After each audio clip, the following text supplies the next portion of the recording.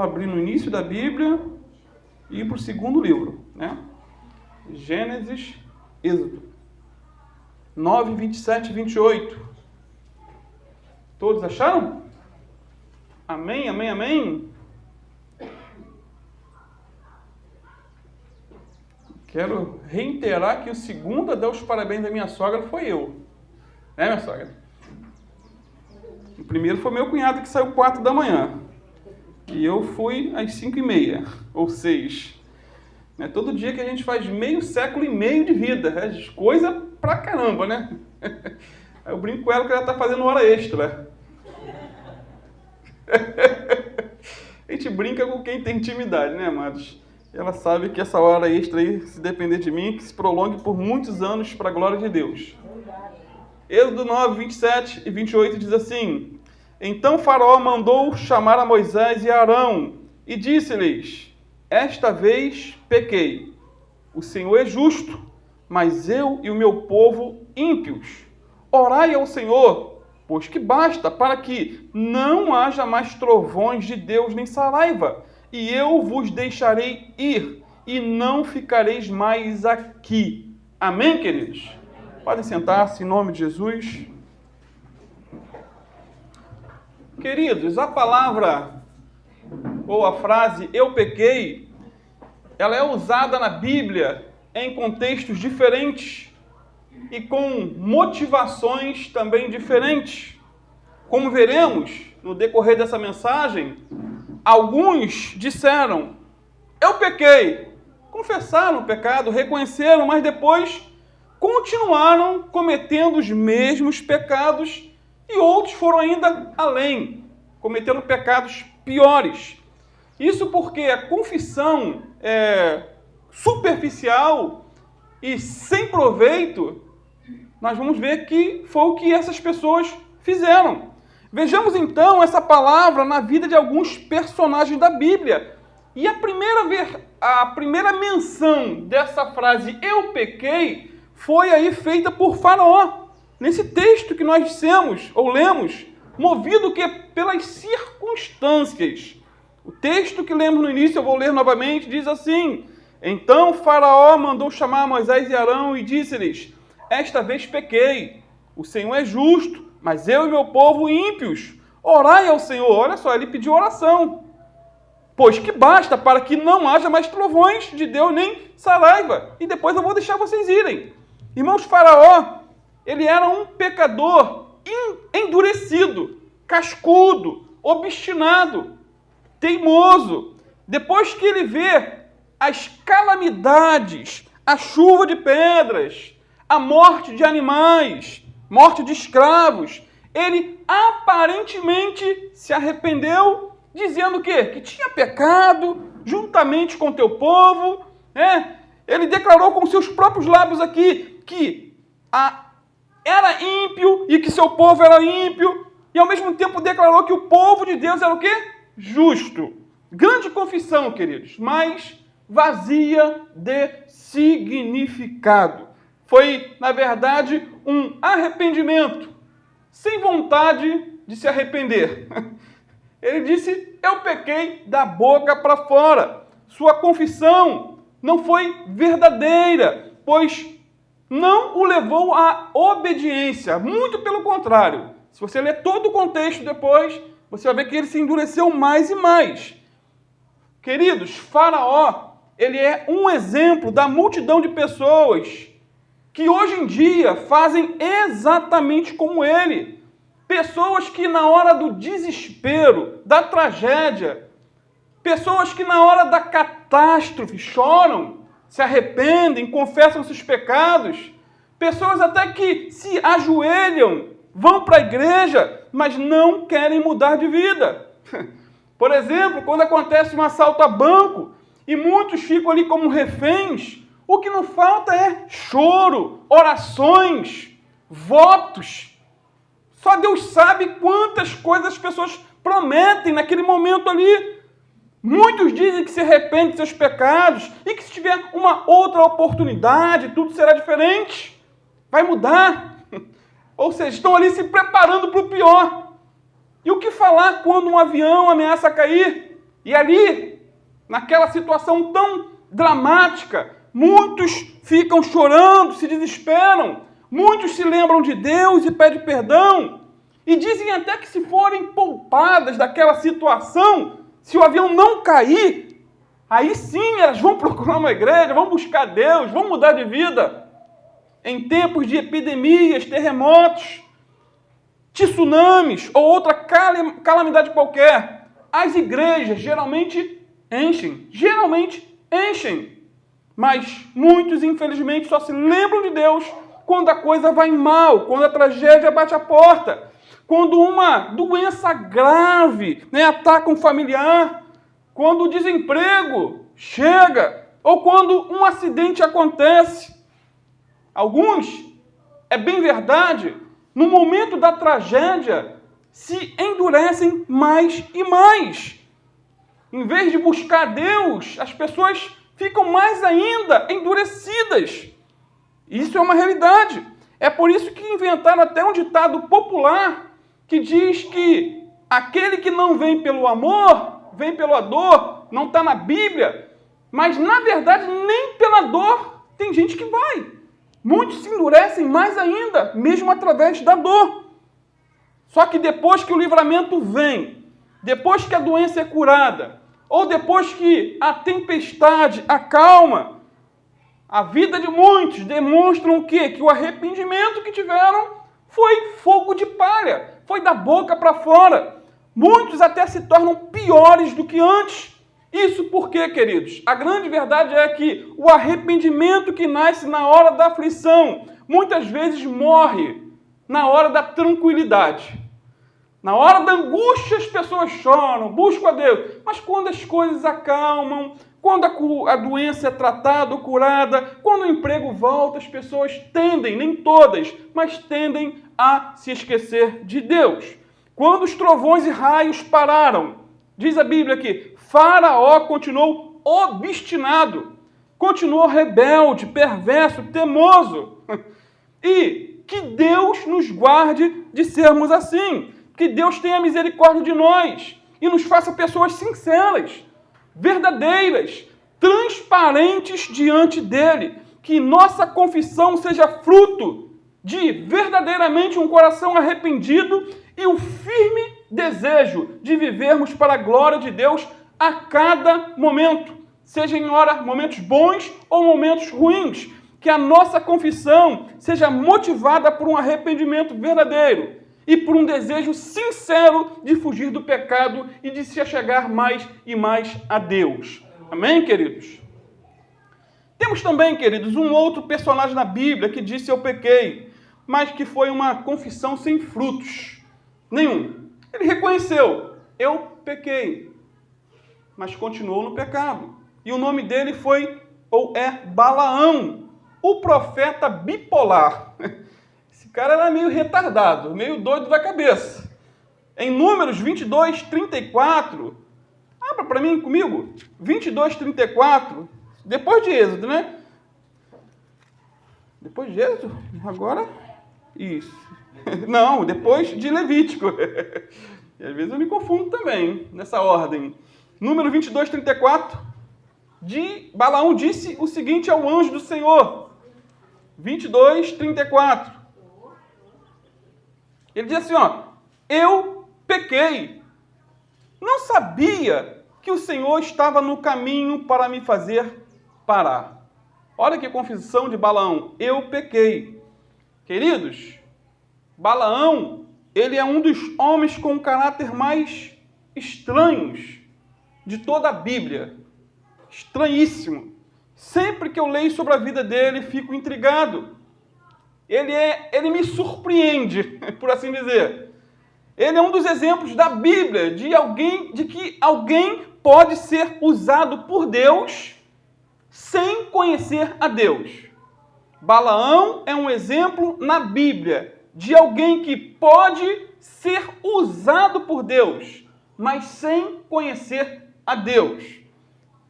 Capítulo 22 de Números conta um pouco da sua história. Eu vou resumir. Balaque, rei dos Moabitas, ele ofereceu riquezas para Balaão, para que ele amaldiçoasse o povo de Israel. A Bíblia diz que Balaão pediu conselhos ao Senhor. E Deus disse para Balaão o seguinte, para Balaão: não vá com os moabitas e nem amaldiçoe o povo de Israel, pois esse povo é um povo abençoado. Não faça isso. Queridos, até aí tudo bem. A postura de Balaão foi até que exemplar. Ele até declarou que o dinheiro não era o seu senhor. Em Números 22, 18, ele disse o seguinte: mesmo que Baraque era o rei dos moabitas, inimigo do povo de Israel, mesmo que Baraque me desse todo o ouro e toda a prata do seu palácio, eu não poderia fazer coisa alguma, grande ou pequena, que fosse contra as ordens do Senhor. Olha que declaração, né? Ortodoxa. Mostra o quê? Ele não tinha apego ao dinheiro. Irmão, Balaão foi tão usado por Deus, mas tão usado que ele profetizou a primeira vinda do Senhor Jesus. Em Número 22, 17, olha a declaração dele no momento de profecia. Ele disse assim, vê-lo-ei, mas não agora, contemplá-lo-ei, mas não de perto. Uma estrela procederá de Jacó. E todos os estudiosos são unânimes em dizer que essa profecia foi referente à primeira vinda do Senhor. E aqui Balaão predisse as duas naturezas de Cristo, a divina e a humana. Ele foi profundo teologicamente. Ele disse que uma estrela procederia de Jacó, ou seja, a estrela sugere a origem divina de Cristo. E disse que de Jacó também, que sugere a natureza humana ou terrestre de Jesus. Por quê? Jesus, concebido pelo Espírito Santo, ele era estrela. E, nascido de Maria, ele era da casa de Jacó. Olha que profecia brilhante, na mosca, acertada. E mais, Balaão chegou a desejar morrer como um justo. Morrer como um justo. Lá em Números 23, 10, ele disse assim, que eu morra a morte dos justos, e o meu fim seja como o dele. Fácil é desejar a morte do justo. Pior, ou mais difícil, é viver como justo. Amados, Balaão não quis viver a vida do justo. E só morre a morte dos justos aquele que vive a vida dos justos. Quem vive como ímpio, morre como ímpio. E a Bíblia diz que vai para o inferno. Salmos 9,17. É claro, os ímpios irão para o inferno e todos aqueles que se esquecem de Deus. Então, não podendo amaldiçoar o povo de Deus, diz a Bíblia, Balaão induziu o quê? Balaque a fazer com que o povo de Deus pecasse. Ou seja, eu não posso amaldiçoar, mas posso fazer com que Deus fique irado com eles. Diabólico isso, diabólico. Sintetizando, ele disse o seguinte para Balaque: olha, Balaque, você não pode vencer esse povo na batalha, pois Deus está com eles. Sendo assim, tente instigá-los contra Deus. Faça com que eles pequem, e então Deus ficará irado com eles e vocês os vencerão. E batata, queridos. Foi exatamente isso que aconteceu. E Balaque seguiu o conselho de Balaão. O que ele fez? Balaque mandou prostitutas para o acampamento de Israel. Os israelitas pecaram e Deus ficou irado. Quando vamos para o Novo Testamento, Balaão é mencionado por 3 escritores: Pedro, Judas e João. Pedro fala do caminho de Balaão. Judas fala do erro de Balaão. E em João, o apóstolo João, em Apocalipse 2,14, fala da doutrina de Balaão. Todos os 3 que mencionam Balaão, mencionam negativamente. Negativamente, ou seja, sempre para o mal. Sintetizando, Balaão usava a religião como uma forma de ganhar dinheiro e de satisfazer os seus desejos pecaminosos. Por mais que ele tenha dito para Balaque, olha, mesmo que você me dê toda a sua casa cheia de ouro, eu não vou querer, mas no fundo, isso é o que ele queria. Ele usava também a religião para seduzir as pessoas ao pecado.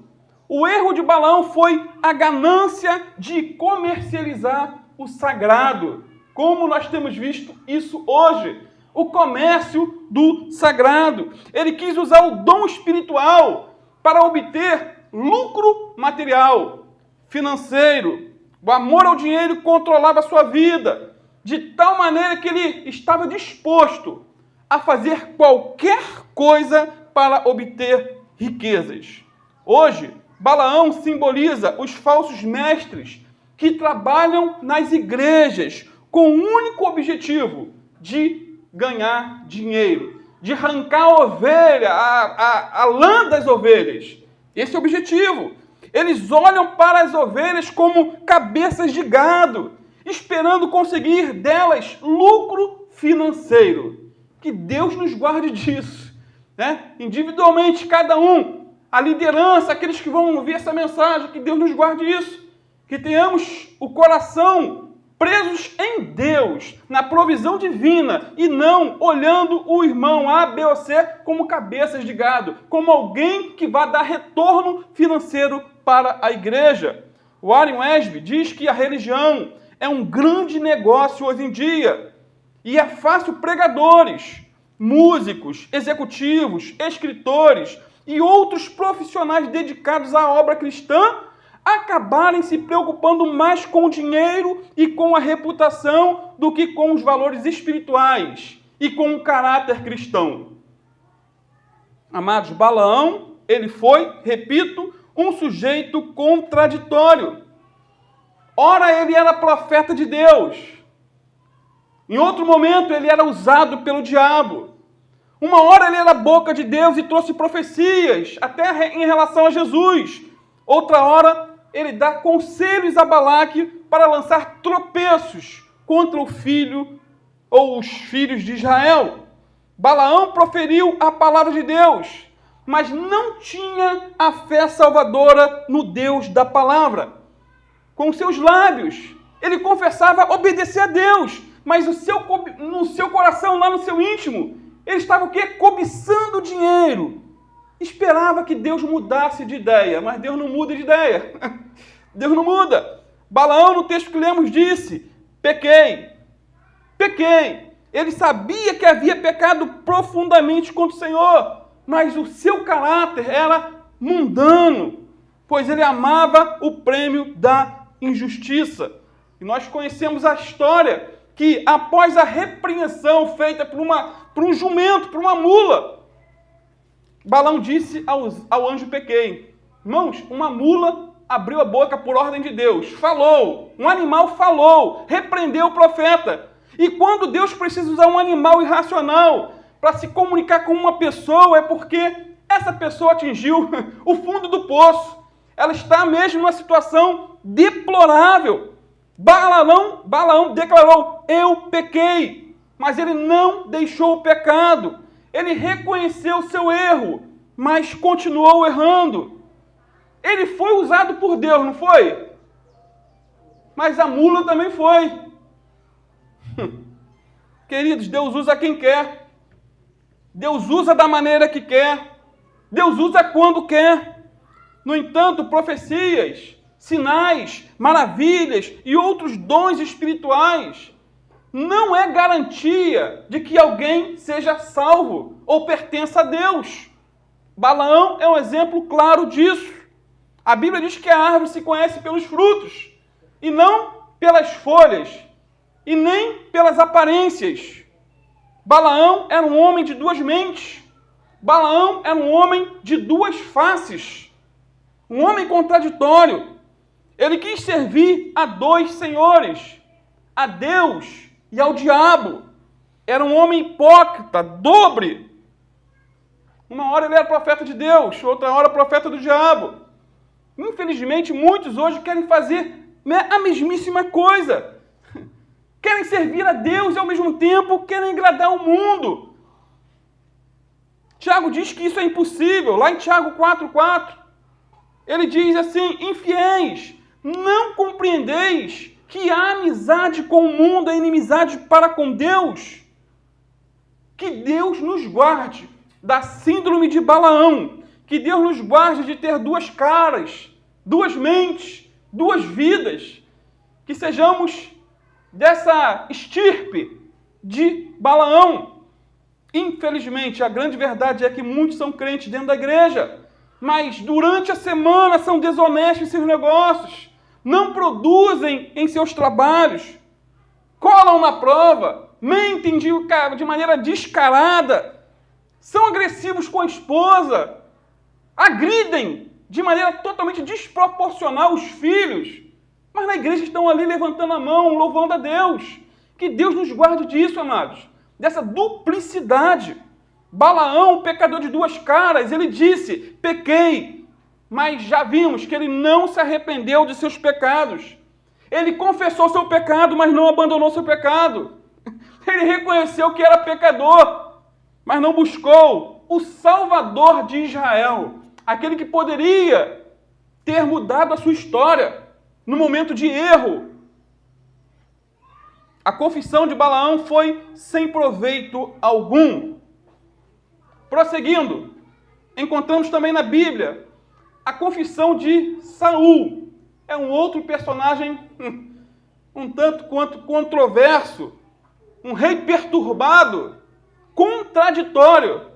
Em 1 Samuel 15, 24, primeiro livro de Samuel 15, 24, o rei Saul, o segundo rei de Israel, disse o seguinte para Samuel: eu pequei.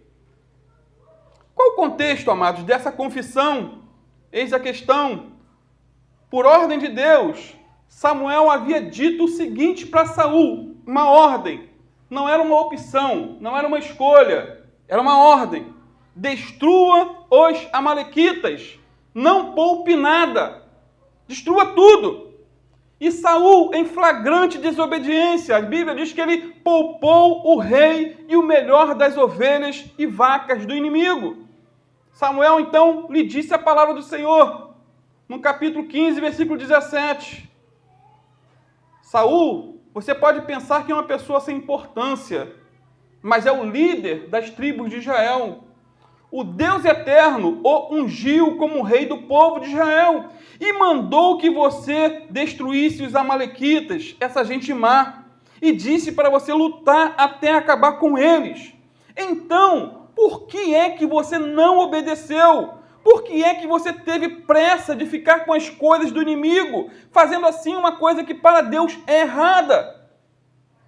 Saul, então, retrucou com Samuel e disse que obedeceu ao Senhor. Ele disse: não, eu cumpri a vontade de Deus, mas era mentira. Ele não havia feito o que Deus tinha mandado. Queridos, a falta de sinceridade era uma das marcas do caráter de Saul. E depois de confrontado duramente por Samuel, Saul finalmente reconheceu o seu erro e declarou: eu pequei, eu desobedeci às ordens do Senhor e às instruções que você me deu. Fiquei com medo do povo e fiz o que eles queriam. Olha aqui, hipocrisia, queridos. Quando ele disse para Samuel: eu pequei, o contexto mostra que na realidade ele não queria dizer isso. Quando ele disse que temia o povo e que fez o que fez, ofereceu sacrifícios, também era mentira, porque ele não temia ninguém. Ele era um rei megalomaníaco, era um rei contraditório, era um rei que não dava satisfação para ninguém.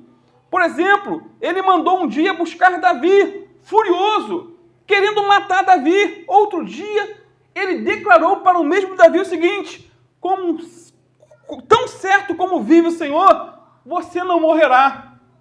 Um dia ele quer matar, outro dia ele encontra Davi: você não vai morrer. Certo dia, depois de Davi poupar sua vida, ele disse: mais justo és do que eu, Davi. Não tornarei a fazer-te mal. E isso ele falou depois de perseguir Davi furiosamente, tentando destruí-lo. Eu acho que esse Saul, ele era bipolar, queridos. Ele tinha algum parafuso a menos. Né? Muitos médicos dizem que o transtorno bipolar é um problema em que as pessoas alternam entre períodos de muito humor e períodos de irritação ou até de depressão. As chamadas oscilações de humor entre a mania e a depressão podem ser muito rápidas e podem ocorrer com muita ou pouca frequência. Transtorno bipolar é uma doença e Deus pode curar. Amém. Ele é poderoso. Se você ler a história de Saul, você vai ver que esse sujeito ele era bipolar. Teve uma ocasião que ele foi ao encontro dos profetas e ficou no meio dos profetas profetizando. Mais à frente ele vai buscar uma necromante para consultar os mortos. Olha que louco! Um dia ele busca Deus. No outro dia, ele busca o diabo. Será que existem pessoas assim dentro da igreja? Infelizmente existem, queridos. É grande o número de pessoas que, ao mesmo tempo em que buscam a Deus, buscam também os demônios. Buscam a Deus, mas consultam os mortos. Buscam a Deus, mas consultam horóscopo diariamente. Buscam a Deus, mas se envolvem com jogos de azar. Tentam a sortinha lá na Mega Sena ou outra coisa qualquer. Não se envolva com isso. Em nome de Jesus. Muitos buscam a Deus, mas praticam a feitiçaria dentro de igrejas ditas evangélicas. Feitiçaria, sal grosso, tratamento por meio de água. E assim por diante. A grande verdade é que muitas vezes também somos como Saul. Curvamos nossa fronte e declaramos nossa culpa perante Deus. Nos humilhamos perante o Senhor, mas às vezes falamos tudo da boca para fora. Falamos que nos arrependemos, mas não é o que queríamos dizer. Às vezes somos como Saul, pecamos, mas justificamos nosso pecado. Ou pecamos e colocamos a culpa no outro. É o outro que me fez pecar. Queridos, a grande diferença entre Balaão e Saul é que o primeiro era grande em tudo e o segundo era pequeno em tudo. Balaão era grande em maldade. Balaão era grande em falsidade. Ele era grande também na eloquência, grande na sagacidade. Por outro lado, Saul era pequeno em tudo, menos no tamanho. Saul era pequeno em bondade, pequeno em sinceridade, pequeno na obediência e pequeno no temor a Deus. Que Deus tenha mais uma vez misericórdia de nós. Que Deus nos livre dessa síndrome de Saul. Que sejamos grandes em sinceridade, grandes em quebrantamento, grandes em obediência a Deus. Que sejamos grandes em humilhação e verdadeiros arrependimento. Então, queridos, já vimos o arrependimento sem vontade de se arrepender de Faraó, o arrependimento dúbio de Balaão e o arrependimento falso de Saul. E para concluir, por hoje, vamos ver a confissão duvidosa de Acã. Um papel toalha para mim, filho, estou suando muito. Confissão duvidosa de Saul. Vocês vão entender aonde eu quero chegar. Em Josué 7:20, lemos que Acã respondeu o seguinte a Josué. Ele disse o seguinte: verdadeiramente pequei contra o Senhor, Deus de Israel. Olha que confissão, amados. Viu? Faraó disse que pecou, Balaão disse que pecou, Saul disse que pecou, e agora Acã, diante de uma tragédia, e eu vou explicar rapidamente, ele também diz: verdadeiramente pequei contra o Senhor, Deus de Israel. Qual foi o pecado de Acã? Amados, ele desobedeceu a uma ordem clara de Deus. Obrigado. A uma ordem clara de Deus. Ele meteu a mão naquilo em que não devia. A Bíblia diz que ele pegou dos despojos do inimigo, pegou uma boa capa babilônica, pegou prata e pegou ouro. Ele roubou aquilo que era de Deus, literalmente. Havia uma ordem bem específica, lá em Josué 6, 18 e 19. Dizia o seguinte, essa ordem de Deus: tão somente quando eles fossem entrar em Jericó, invadir aquela cidade, tão somente guardai-vos das coisas condenadas, para que, tendo-as vós condenado, não a tomeis. E assim torneis maldito o arraial de Israel e o confundais. Porém, toda a prata e ouro e utensílios de bronze e de ferro são consagrados ao Senhor e irão para o seu tesouro. E o que esse homem chamado Acã fez? Ele literalmente pegou uma boa capa babilônica quando entrou, pegou prata, pegou ouro e escondeu dentro da sua tenda. Olha que loucura! E por causa do seu pecado, diz a Bíblia que o povo de Israel foi derrotado pelos moradores de Ai, uma pequena cidade, pequenininha, fraca. Mas o povo de Israel foi derrotado e 36 soldados morreram por causa do pecado de Acã. A Bíblia diz que o povo chorou. Josué questionou a Deus, rasgou as suas vestes, se prostrou perante Deus. E a resposta do Senhor a Josué foi o seguinte, Josué 7, 10 a 11. 10 e 11. Olha que coisa, amados. Depois que Josué soube que alguém havia pecado, a Bíblia diz que ele ordenou que todos se santificassem. E no mesmo dia, Deus iria mostrar quem era o culpado de toda aquela desgraça. E foi lançado sortes até chegar o culpado. Nesse lançamento de sorte, o primeiro que apareceu foi o da tribo de Judá. Depois a sorte caiu sobre a família dos Zeraitas. Logo após, a sorte caiu sobre os descendentes de Zabdi. E por fim, o transgressor, o culpado foi descoberto, Acã.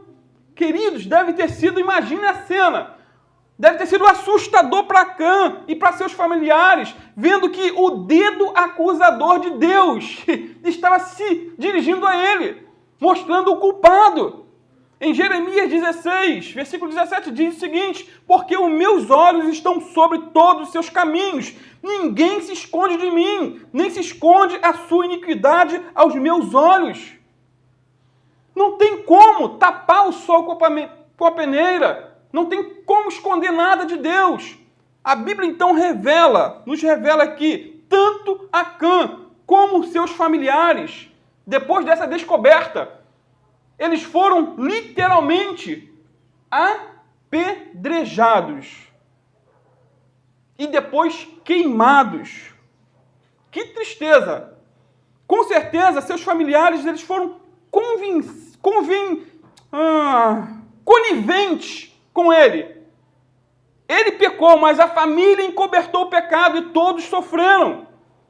Agora, bem da verdade, aonde eu quero chegar no ponto, não sabemos com certeza o destino eterno desse homem. Talvez você que já leu, chegou à conclusão, não, esse homem se perdeu. Mas há quem creia que ele foi salvo. Não sabemos, amados, na certa se ele foi salvo ou não. Existe uma tradição hebraica em que Josué teria dito o seguinte para Acã, hoje o Senhor de Israel perdoará a ti, depois da confissão dele. A maneira de Josué falar com Acã dá a entender um perdão divino, mas com consequências físicas. Olha lá, Josué 7,19. Josué disse o seguinte para ele depois da confissão, filho meu, dá glórias ao Senhor Deus de Israel, e a ele rende louvores. Declara-me agora o que fizestes, não me ocultes. Tipo assim, uma forma carinhosa. Fala para mim, dá glória a Deus. Agora fala para mim, o que aconteceu? O que você fez? Mais um detalhe, queridos. A confissão de Acã parece ter sido completa e verdadeira. Não estou querendo colocar Acã no céu, não. Entenda o contexto aqui. Tá? Vocês vão entender. A confissão dele parece ter sido verdadeira. Josué 7, 20 e 21. Se você não estiver anotando e depois quiser escutar a mensagem de novo ou anotar para ler, olha a confissão dele. E respondeu Acã a Josué e disse, verdadeiramente pequei contra o Senhor, Deus de Israel, e fiz assim e assim. Quando vi entre os despojos uma boa capa babilônica e 200 ciclos de prata e uma cunha de ouro do peso de 50 ciclos, cobicei-os, tomei-os e eis que estão escondidos na terra, no meio da minha tenda, e a prata por baixo dela. Sendo assim, queridos, muitos entendem que a confissão feita por Acã, aqui, ela foi válida perante Deus, mas que as consequências não foram tiradas, pois ele morreu juntamente com seus familiares. Essa confissão de Acã pareceu tão sincera e tão verdadeira que até o pregador do século XIX, Spurgeon, chegou a dizer que depois de uma confissão de pecados como essa, esperava um dia encontrar Acã, o pecador, no céu. Segundo esse entendimento, Acã pagou com a vida as consequências de seu pecado. Ele foi perdoado, mas morreu. Ele foi salvo na alma, mas apedrejado e queimado no corpo. E não é verdade, queridos, que alguns no leito da morte também fazem o mesmo? Se arrependem. Dizem, Senhor, tenho pecado contra ti, me perdoa, me salva em nome de Jesus. E nós cremos que Deus perdoa, mas muitas vezes a pessoa morre. Deus perdoa, mas muitas vezes as consequências dos seus erros ficam. Quantos são evangelizados dentro de uma penitenciária e são ali evangelizados e eles se arrependem, literalmente. E Deus perdoa os seus pecados. Eles oram a Deus, pedem a Deus perdão, confessam os seus pecados, reconhecem a Cristo como Senhor e Salvador, mas continuam presos dentro de uma penitenciária. E Deus, que Ele é rico em misericórdia, perdoa, queridos.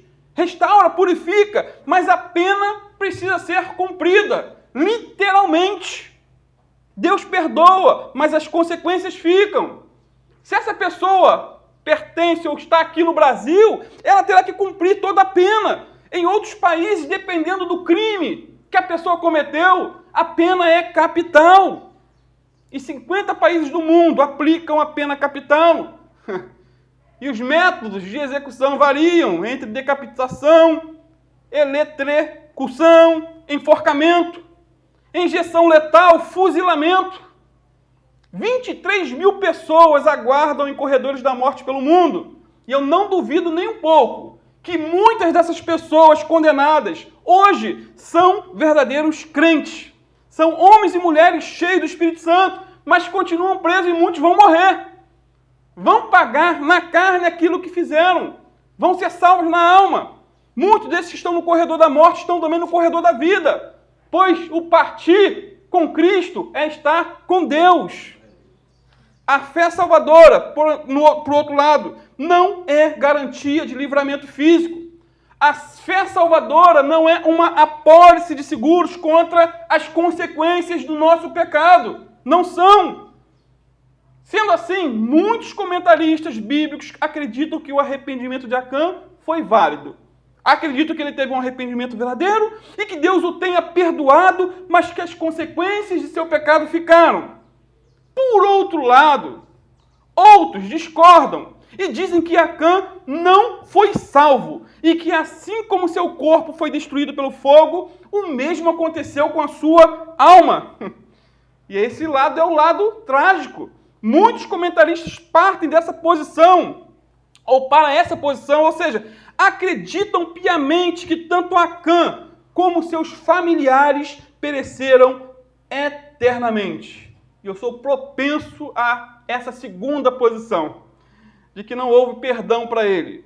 Entendam, queridos, que Acã foi longe demais na sua desobediência, e por isso ele partiu para a eternidade sem Deus.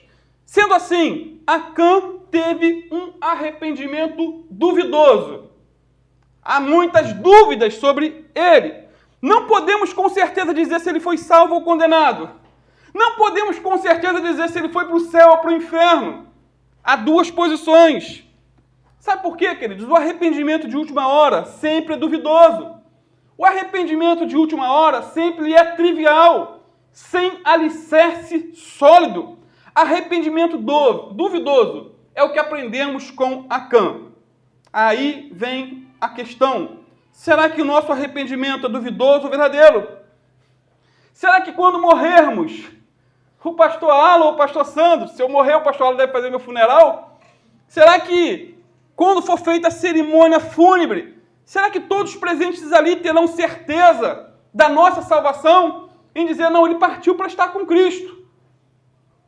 Amados, em alguns enterros, por mais que soframos por um ente querido, temos um testemunho interno, dado pelo Espírito Santo, que aquela pessoa partiu para estar com Cristo. Mas, por outro lado, já foi enterro que é sensação estranha.